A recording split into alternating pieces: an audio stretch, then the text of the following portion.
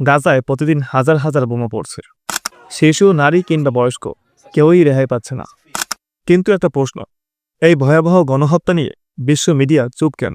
Hamas বনাম Israel, এই একটিমাত্র শিরোনামে লুকিয়ে যাচ্ছে হাজারো নিষ্পাপ মানুষের কান্না। এটা শুধু যুদ্ধ নয়, এটা মিডিয়া ওয়ার। আর এই যুদ্ধেও গাজার মানুষ হেরে যাচ্ছে।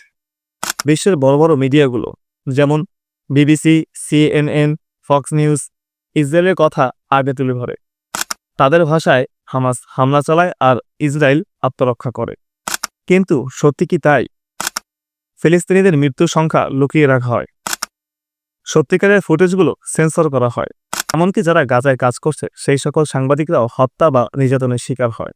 2023 সালেই গাজায় 80 জনেরও অধিক সাংবাদিক নিহত হয়েছে। তাদের অপরাধ ছিল সত্য দেখানো। ইসরায়েল শুধু যুদ্ধ করে না, তারা তথ্য নিয়ন্ত্রণ করে। বিশ্ব মিডিয়াতে তারা শক্তিশালী লবি তৈরি করেছে, যারা ফিলিস্তিনিদের কণ্ঠরোধ করে।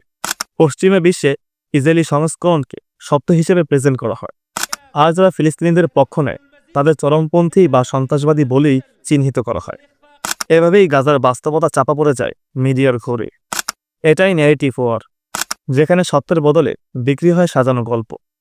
গাজার যুদ্ধ শুধু ট্যাঙ্ক আর মিসাইলের নয়, এই যুদ্ধ ট্রুথ এবং প্রোপাগান্ডার।